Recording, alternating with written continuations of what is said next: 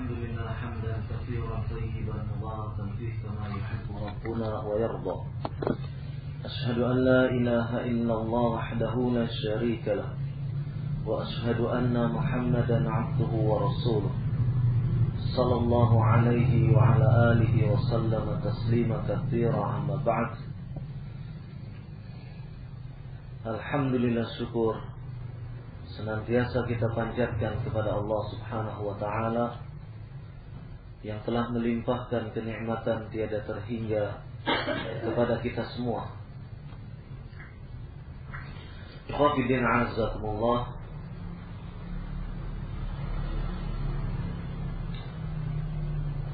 berdasarkan firman Allah Subhanahu wa ta'ala di dalam surat Yusuf ayat ke-108. Ayat ini pun tadi sore kita bacakan atau tadi siang, di mana Allah Subhanahu wa ta'ala berfirman, "Qul hadhihi sabili ad'u ila Allah ala basiratin ana wa man ittaba'ani wa subhanallahi wa ma ana minal musyrikin." Katakanlah wahai Muhammad, inilah jalanku yang lurus. Aku menyeru kepada Allah, yakni menyeru kepada jalan Allah Subhanahu wa ta'ala. Ala basiratin, di atas ilmu, di atas basirah. Ana wa man ittaba'ani, aku dan orang-orang yang bersamaku, yang mengikuti aku. Wa subhanallahi, dan maha suci Allah. Wa ma ana minal musyrikin, dan aku bukanlah termasuk orang-orang yang musyrik, orang-orang yang menyekutukan Allah Subhanahu wa ta'ala.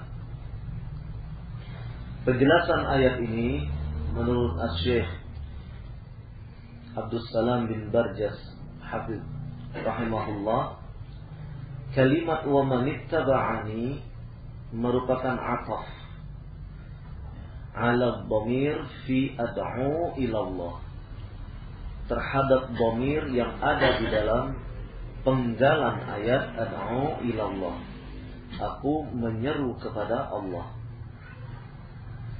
Jadi, dan orang-orang yang mengikutiku, maksudnya adalah orang-orang yang berdakwah ke jalan Allah.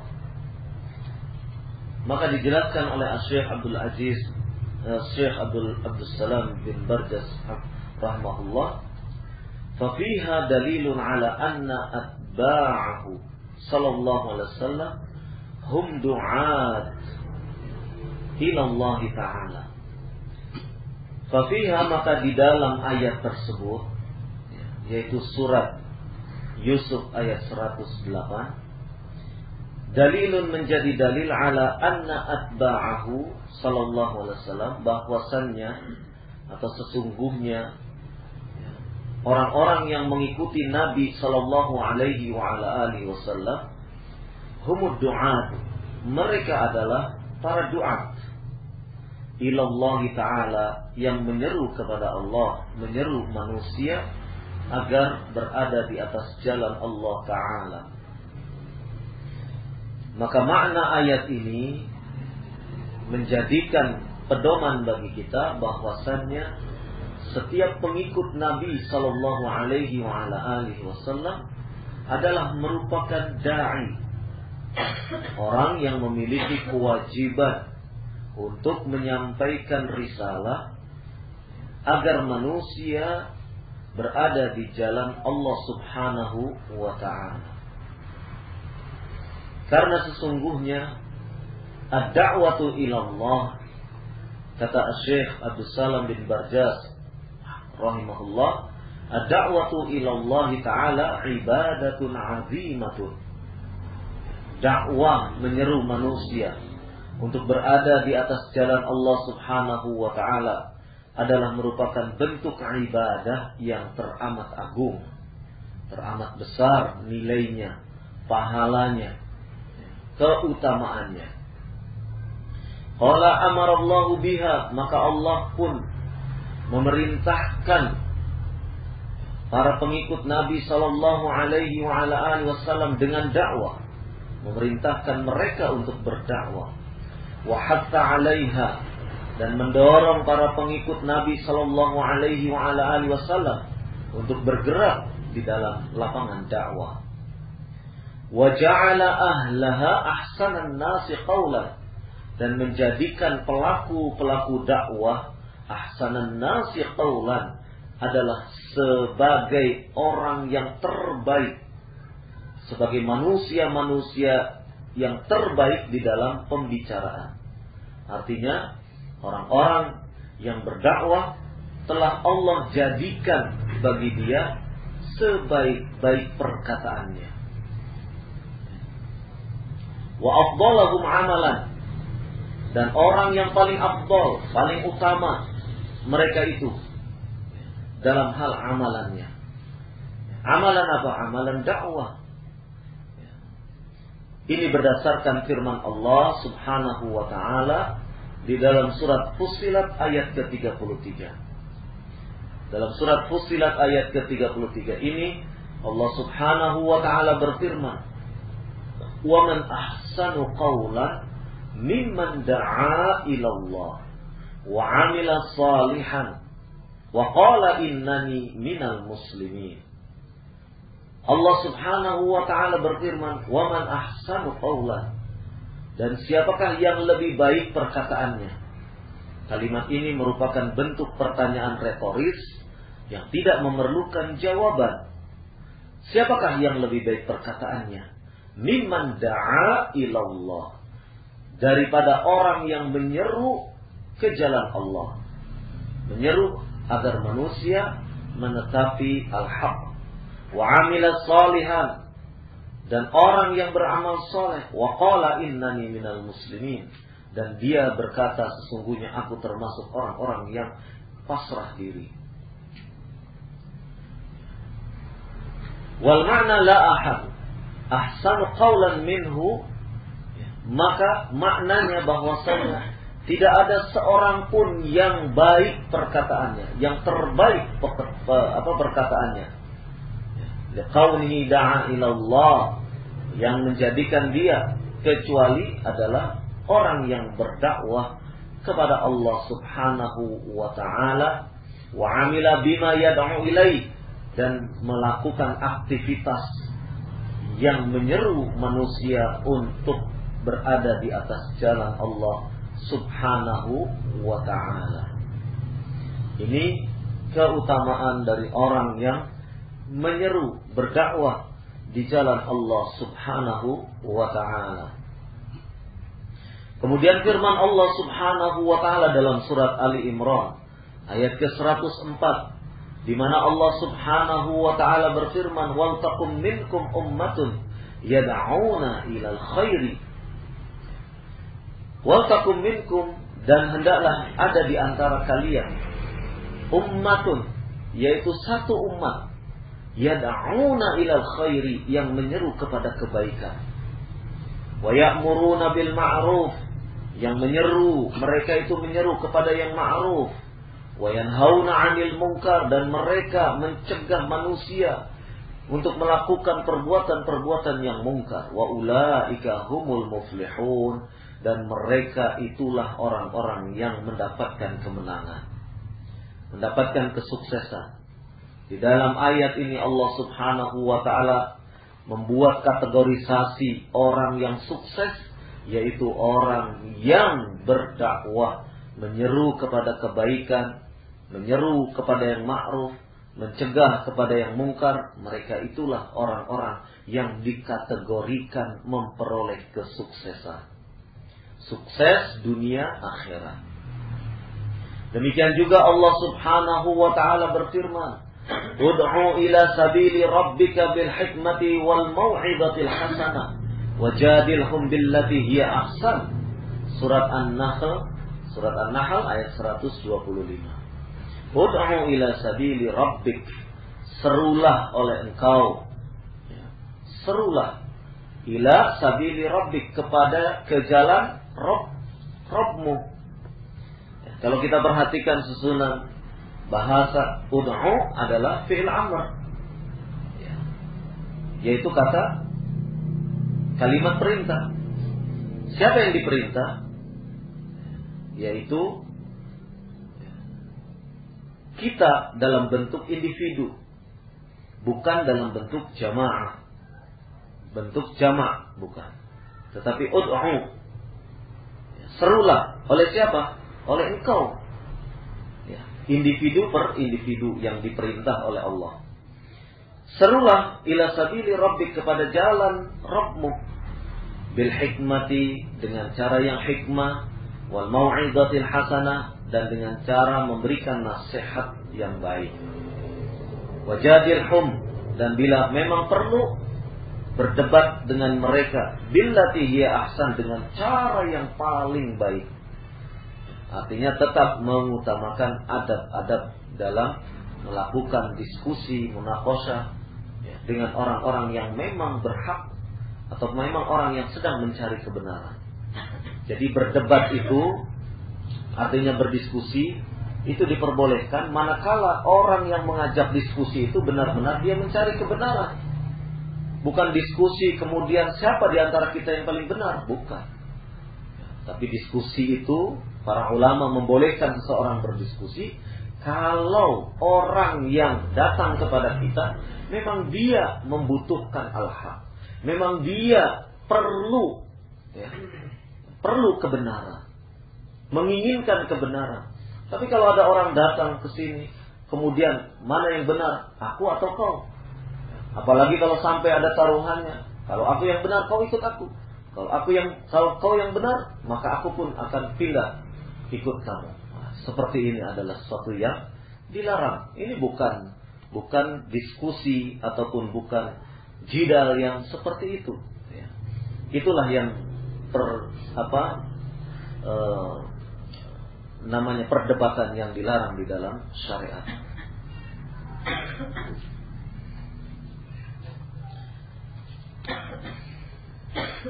Maka berdiskusilah ataupun berdebat dengan mereka dengan cara yang paling baik.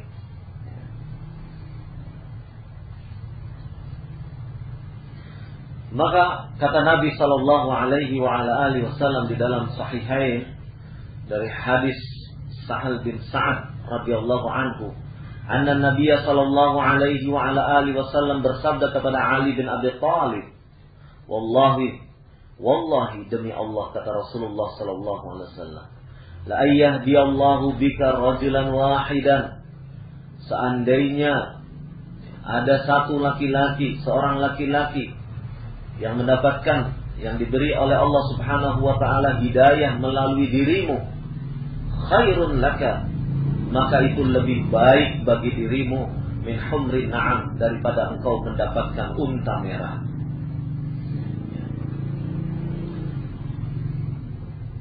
Unta merah adalah al-ibil, ibilul hamr, yaitu unta merah.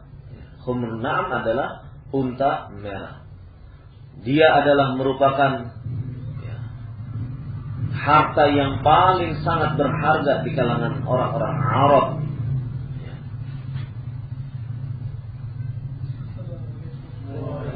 Ini adalah bentuk bahwasannya Rasulullah sallallahu alaihi wasallam memberikan perumpamaan bahwasannya seseorang yang mendapatkan harta yang paling sangat berharga, harta yang paling sangat diidam-idamkan oleh kalangan orang Arab, itu semuanya tidak ada artinya dibandingkan apabila seseorang bisa memberikan melalui tangan dia, seseorang kemudian mendapatkan hidayah dari Allah Subhanahu wa taala. Sekali lagi hadis ini menggambarkan tentang keutamaan orang yang mengajak, orang yang berdakwah untuk orang tersebut menetapi kebenaran. Kemudian di dalam Sahih Muslim pun hadis dari Abi Mas'ud Al-Ansari radhiyallahu anhu disebutkan man dalla ala khairin falahu mithlu ajri fa'ilihi. Barang siapa yang menunjuki kebaikan kepada seseorang, maka bagi dia semisal itulah pahala dari orang yang mengerjakannya. Artinya orang yang mengerjakan itu dapat pahala, dan orang yang menunjuki sehingga orang itu mengerjakan kebaikan, maka yang menunjuki ini pun mendapatkan pahala. Dan banyak lagi keutamaan-keutamaan lainnya bagi orang-orang yang berdakwah di jalan Allah Subhanahu wa ta'ala. Oleh karena itulah penting bagi kita untuk bergiat, berdakwah, menyusun strategi bagaimana agar dakwah ini bisa diterima oleh kalangan awam, bisa diterima oleh masyarakat luas. Dakwah ini diperuntukkan bagi mereka dan bagi kita semua. Karena sesungguhnya mengajak orang awam, mengajak diri kita, keluarga kita adalah merupakan tanggung jawab diri-diri kita. Dan semua itu adalah dalam rangka dakwah. Mungkin ada orang yang berdakwah tidak harus dengan cara berbicara di atas mimbar. Ada yang mungkin tidak mampu atau karena memiliki keterbatasan-keterbatasan sehingga dakwah dengan cara yang lain. Entah dengan cara menyebarkan risalah, tulisan-tulisan, entah itu majalah atau itu dalam bentuk buletin atau buku atau yang lainnya, yang sekiranya buku, majalah ataupun buletin tersebut bisa bermanfaat, bisa memberikan petunjuk kepada orang lain untuk menetapi, untuk berada di atas al-haq.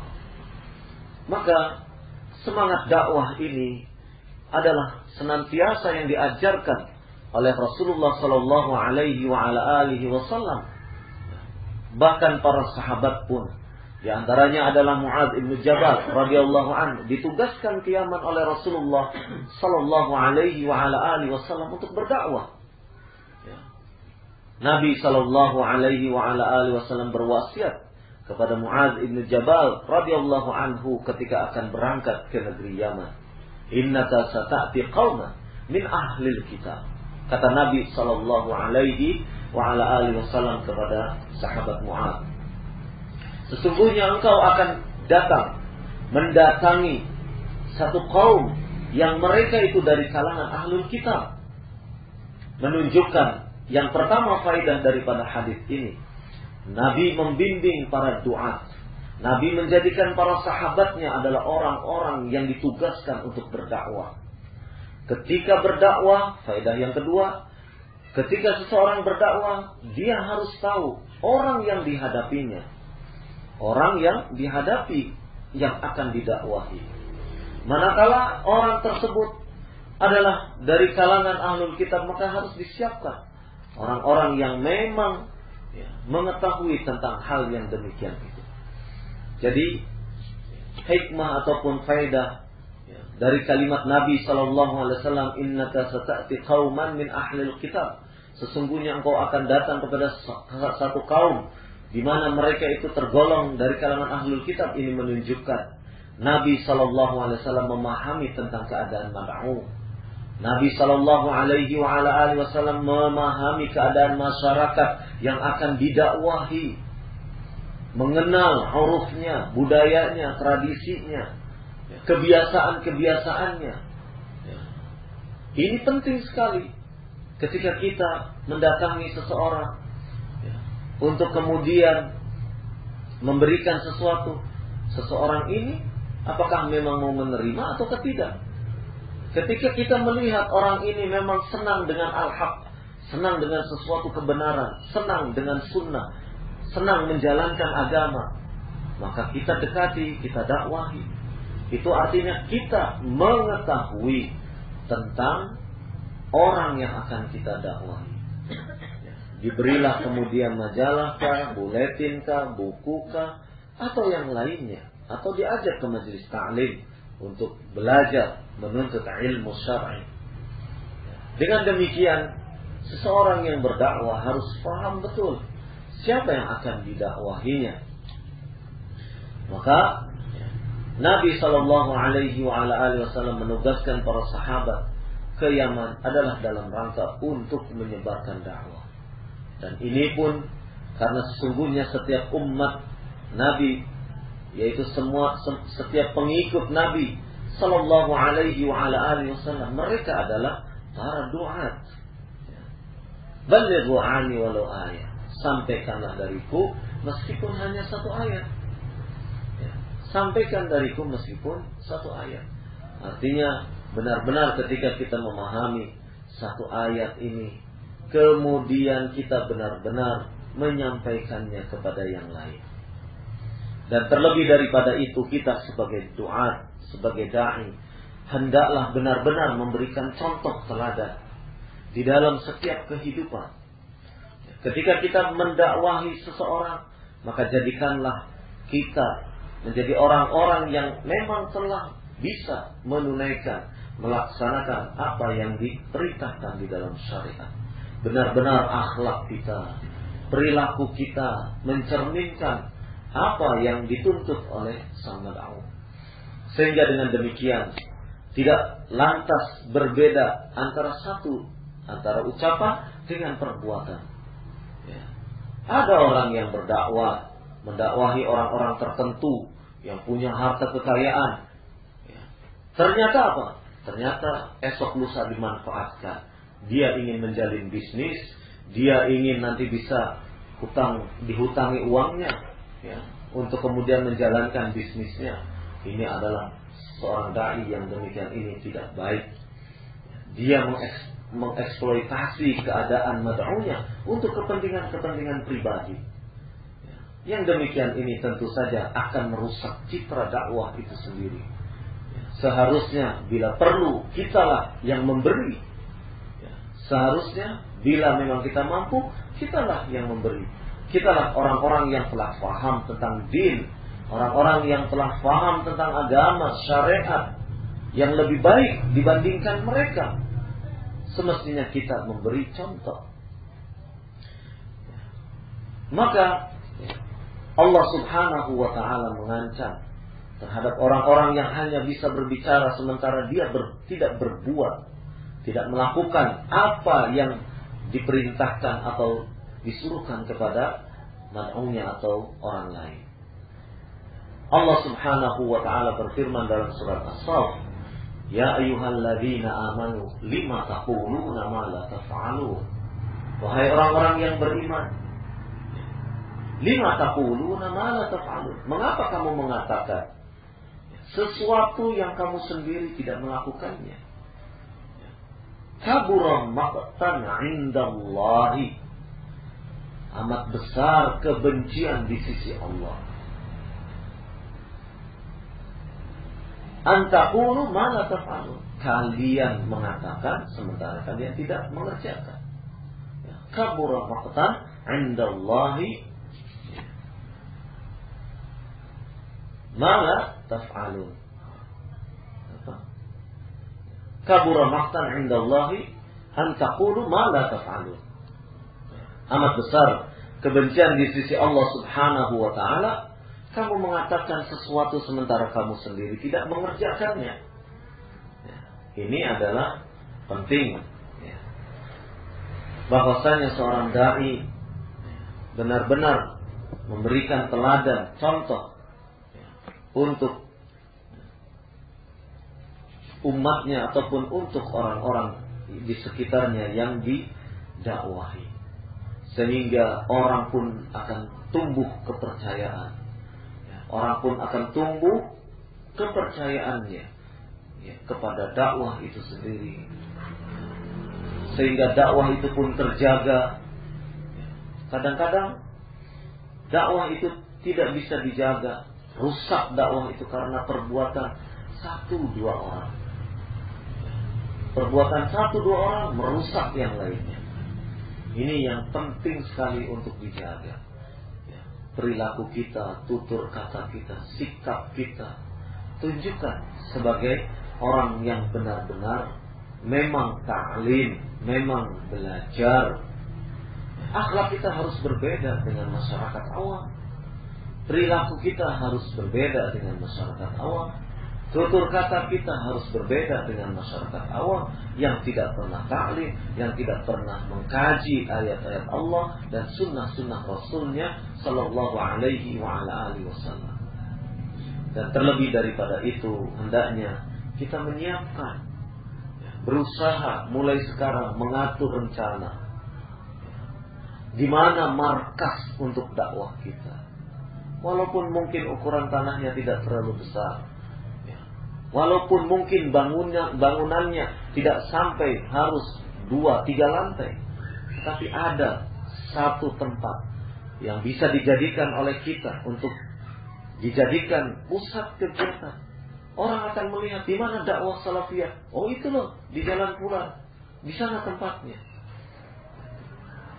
Tidak terus berpindah-pindah. Di mana tempatnya? Sekarang di masjid itu, nanti sore di masjid itu, besok di masjid itu, besok. Wah, bingung masyarakat. Mulai sekarang kita rintis. Sisakan rezeki yang kita miliki untuk kita tabung. Misalnya satu orang ditugaskan untuk menabung, membeli tanah dulu. Bismillah, dengan izin Allah semoga dimudahkan, kemudian bisa membangun bangunan yang permanen, meskipun sederhana tetapi bisa dijadikan untuk markas kegiatan dakwah. Karena bagaimanapun juga dakwah memerlukan sarana prasarana. Kita tidak menutup mata kalau dakwah ini memerlukan sarana prasarana. Sehingga dengan demikian ini menjadi salah satu sebab lancarnya dakwah kita. Menjadi salah satu sebab aktivitas dakwah kita bisa terkoordinasi dengan baik. Sehingga dengan demikian kita bisa mewujudkan dakwah ini dengan sebaik-baiknya.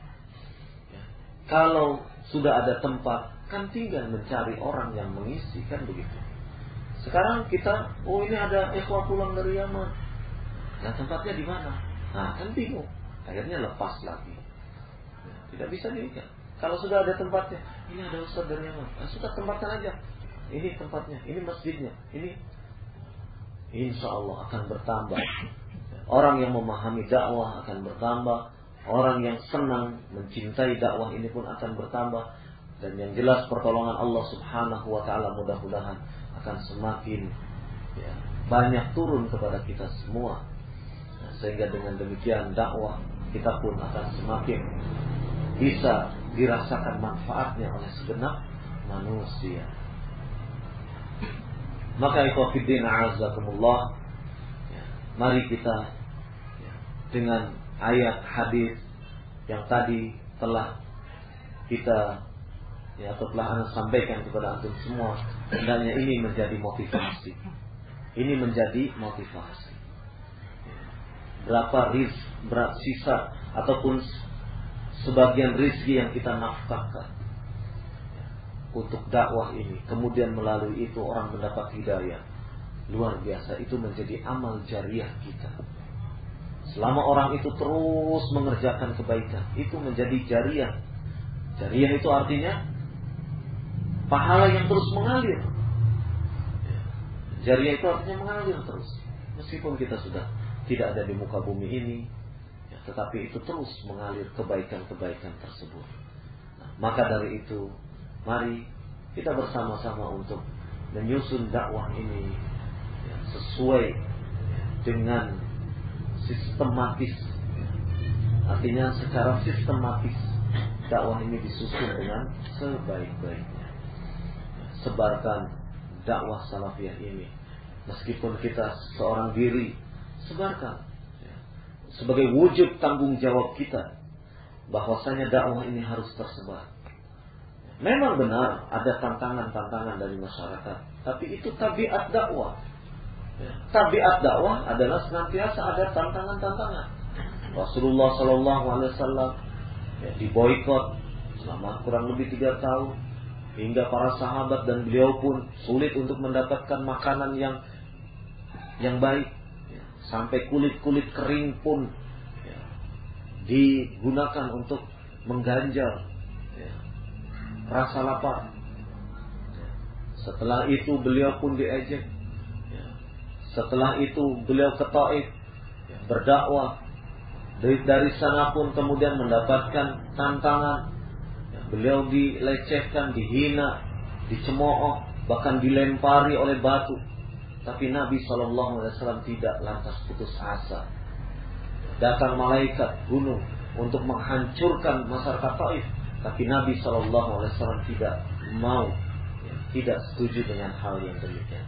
Nabi malah berdoa kepada Allah Subhanahu wa taala, Allahumma ighfir liqaumi fa innahum la ya'lamun.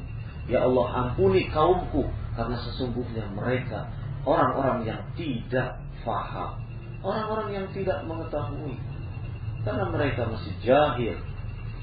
Ini penting sekali bekal kita sebagai duat ilallah, duat yang menyeru manusia untuk berada di atas jalan Allah Subhanahu wa ta'ala.